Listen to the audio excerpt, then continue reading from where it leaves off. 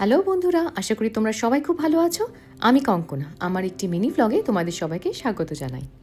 আজকে finally মিউনিকের Christmas market যাওয়ার সৌভাগ্য হলো।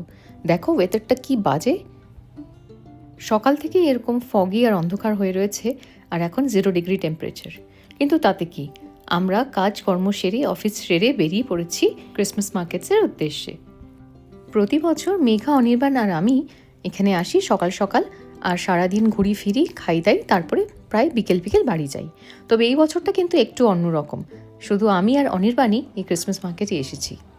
যারা আমার আগের ব্লগ দেখেছো তারা জানো যে মেঘা আর অনির্বাণ দুজনে ইনফ্লুয়েঞ্জায় ভুগলো, আর মেঘা এখনও পুরোপুরি সুস্থ হয়নি। এই দেখো, এই হলো the first glimpse of the Christmas market.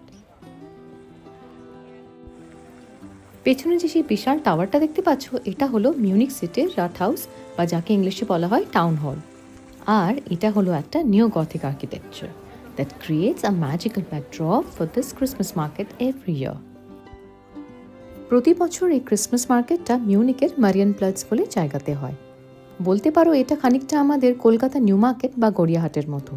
সারাক্ষণই গিজ গিজে ভিড়, আর চারিদিকে রয়েছে প্রচুর খাবার দাবার রেস্টুরেন্টের দোকান, তাছাড়া রয়েছে প্রচুর শপিংয়ের পসিবিলিটিস।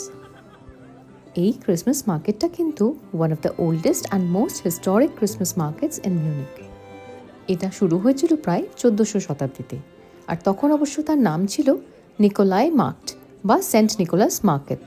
পরে অবশ্য এর নাম বদলে যায় ক্রিস্কেন্ডল মার্কেটে। তাও প্রায় 50 বছর হয়ে গেল যে এই একই জায়গায় এই ক্রিসমাস মার্কেটটা হচ্ছে।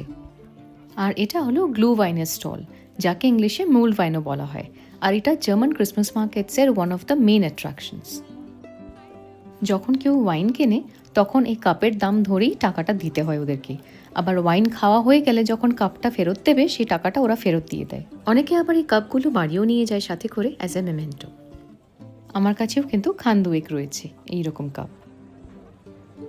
আজ সোমবার সন্ধেবেলা, আর মাত্র 2 দিন বাকি রয়েছে এই ক্রিসমাস মার্কেটটা উঠে যাবে। তারপর তাই ভেবেছিলাম আজকে হয়তো একটু ফাঁকা পাওয়া যাবে, কিন্তু দেখতেই পাচ্ছ কেমন ভিড়।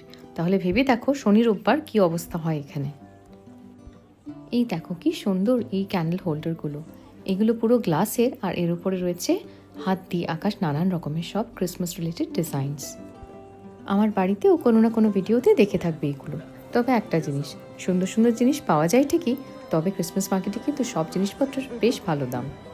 যে কোনো মেলার আকর্ষণ তো এর খাবার দাবার হতেই হবে, আর ক্রিসমাস মার্কেটের খাবার দাবার কিন্তু স্পেশাল। এই সময় এই মার্কেটে এমন কিছু খাবার দাবার পাওয়া যায় যা সচরাচর পাওয়া ভার। চারিদিকে আলো ঝলমলে সাজ, কাঠের ছোট ছোট স্টল, আর হাওয়ায় ভেসে বেড়াচ্ছে গ্লু ওয়াইন।